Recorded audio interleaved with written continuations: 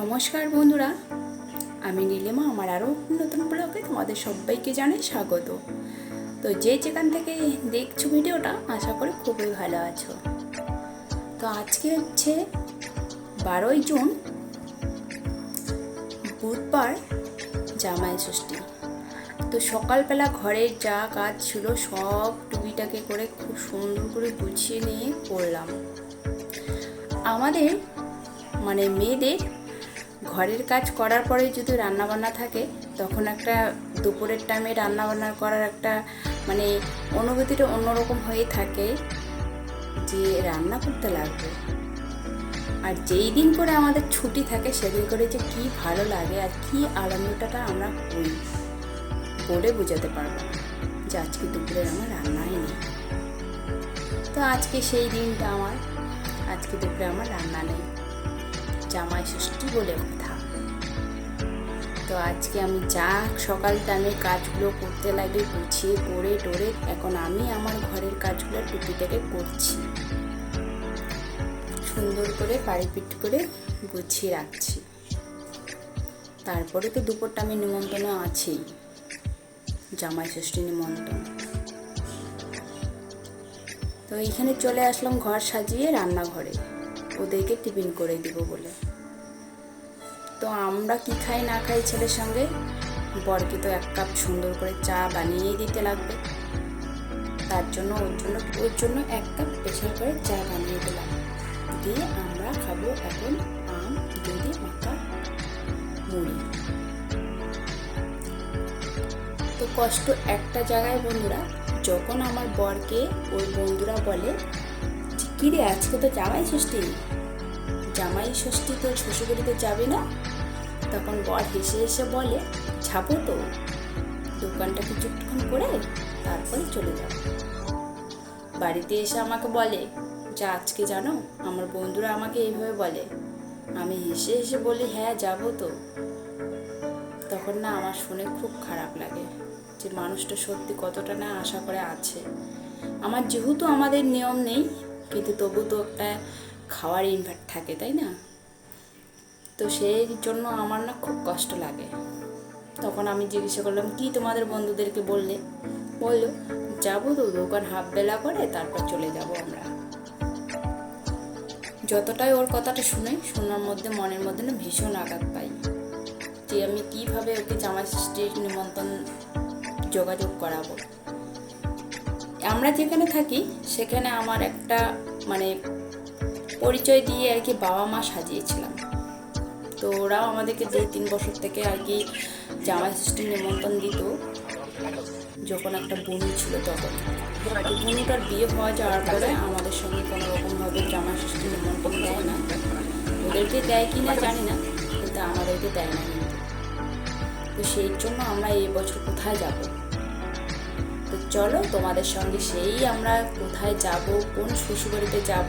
যেহেতু এখন জিতেনের 2টো শ্বশুরবাড়ি, তার জন্য দেখা যাক কোন শ্বশুরবাড়িটা যাওয়া যায়। তো এইখানে ওকে দুধ আম মুড়ি মাখিয়ে দিলাম, ও খেয়ে এখন চলে যাবে, তারপর ছেলে আর আমি খাবো। কোনো অসুবিধা হয় না আমাদের, সকালটা আমি যে কোনো একটা টিফিন করলেই হলো, যেদিন যেরকম। তো সে খেয়ে চলে গেলো, এখন আমি আর ছেলে খাবো। তো এইখানে আমি আগে আমার মতো করে আমি খাবারটা খেয়ে নিলাম, আর ছেলে নাকি চান করবে তারপর খাবে। তো ছেলে চান করতে গেল, আমি এখন খেয়ে নেবো, না হলে আমার ওষুধ আছে আবার আর লেটু হবে। এই জন্য আমি ভাবলাম যে খেয়ে নেই আগে, ছেলে আসুক।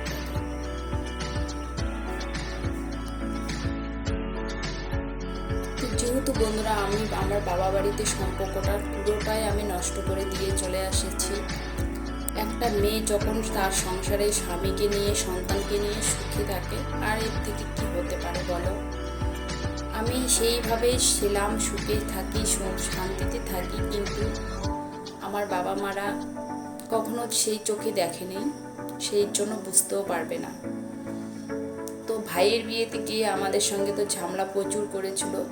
তো তখনই আমি বলে আসলাম আমার বরকে, যেদিন তোমরা মেনে নেবে সেই দিন আমরা বরের সাথে আমি তোমার বাড়িতে আসবো, তার আগে কখনো আমি তোমার বাড়িতে আসবো না।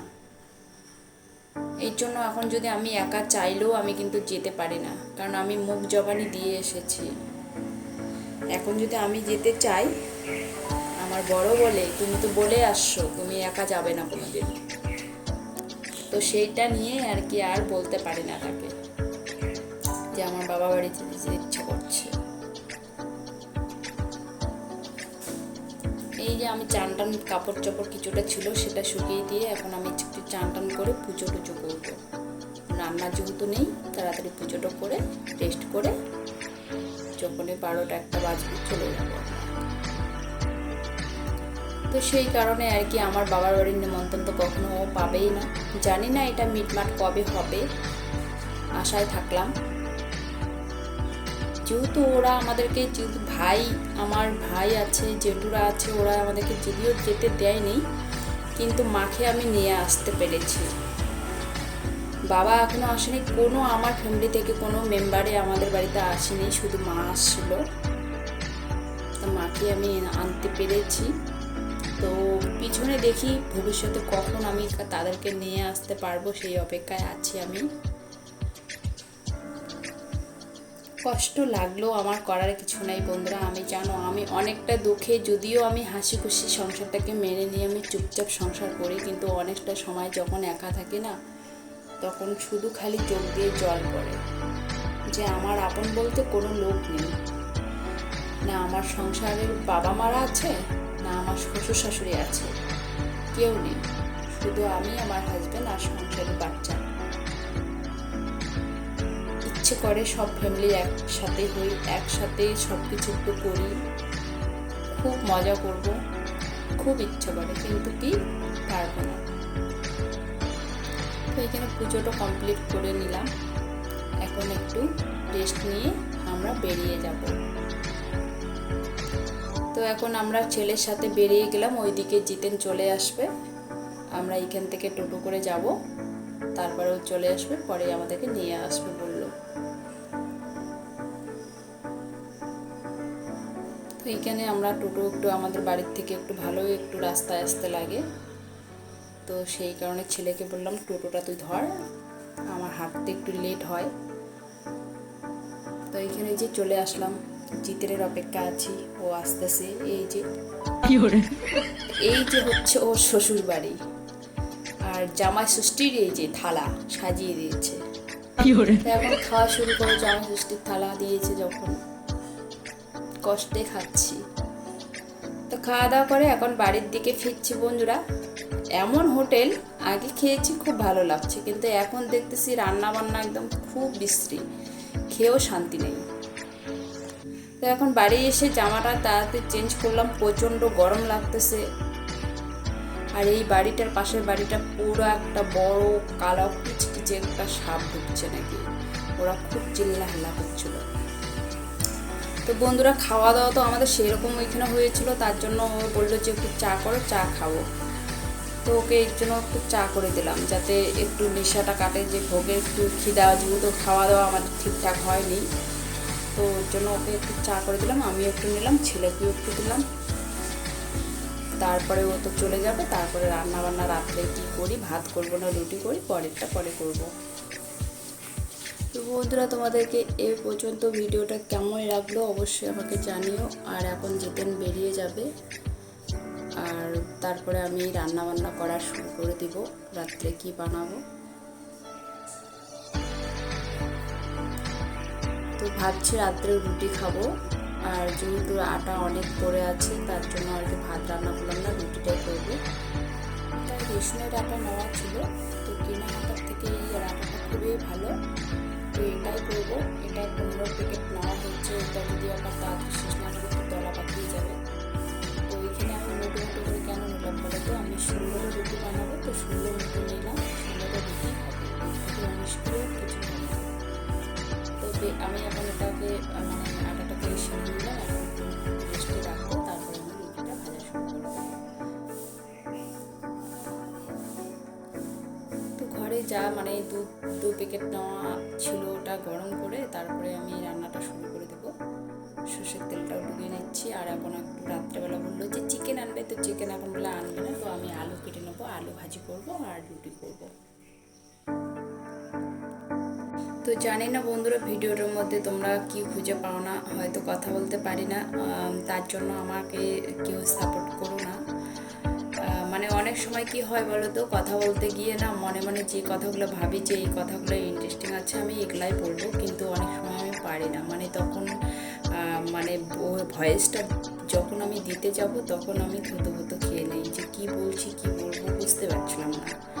তো সেই কারণে হয়তো তোমাদেরকে ভিডিওগুলো অতটা ভালো লাগে না, কিন্তু তোর জন্য আমাকে সাপোর্টও করছো না। তো আমি আশা করি বন্ধুরা, আমি যতটা হ্যাপি আছি ততটা আমি হ্যাপি নেই, কিন্তু তার জন্য আমি একটু চাই যে আমার নিজের হাতে ইনকাম করে আমি একটু নিজেই দাঁড়াতে চাই। আমার ছেলে যেহেতু আছে, ছেলের জন্য তো তোমাদেরকে আগেই বলেছি অনেক কিছু আমাকে লড়াই করে চলতে হচ্ছে এখন। তো এটা নিয়ে আমি ভাবছিলাম যে ঘরে থেকে যদি কিছু করতে না পারি তাহলে এটাই আমি কষ্ট করে চালিয়ে যাব। এটাতে যদি আমি সফল পাই তাহলে আমার কোনো কিছুরই দরকার হবে না। তো সেই কারণে আমি কিন্তু এটাতে লড়াই করে যাচ্ছি। জানি না তোমাদেরকে ভিডিওটা কার কতটুকু ভালো লাগে। তো যারা আমার ভিডিওটা দেখছো বন্ধুরা, পুরান বন্ধুরা, তাদেরকে তো অসংখ্য ধন্যবাদ। তারা আমার চ্যানেলটাকে সাবস্ক্রাইব করে আমার ছোট্ট পরিবারটার মধ্যে ঢুকে গেছো। আর যারা নতুন করে আমার ভিডিওগুলো দেখছো তাদেরকে, যদিও আমার চ্যানেলটাকে সাবস্ক্রাইব করো নাই, তো আমার চ্যানেলটাকে সাবস্ক্রাইব করে আমার ছোট্ট ফ্যামিলির মেম্বার হয়ে তোমরা থাকো। তো এইখানে রুটি হয়ে গেল, আর ছেলেকে খেতেও দিলাম, আর একটা ডিম ভেজে দিলাম ছেলেকে। শুধু নাকি আলু ভাজা দিয়ে খেতে ইচ্ছা করছে না, তো ওর জন্য একটু ডিম ভাজবো, ছেলেকেও ডিম ভেজে দিলাম। আর আমি আমার মতো করে, আমি কিন্তু সবজি দিয়ে রুটি খেতেও পারি না, সেই কারণে আমি খাবো দুধ দিয়ে রুটি। তো চলে আসলো, এখন প্রায় বাজে 11টা, 11:30 মতো। তো এখন আমরা খেয়ে নেব। ওকে দিলাম আমি, এখন আমি দুধ দিয়ে রুটি খাবো।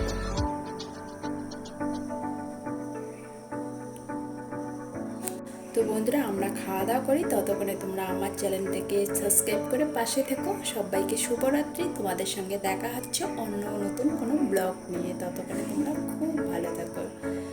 শুভরাত্রি সবাইকে।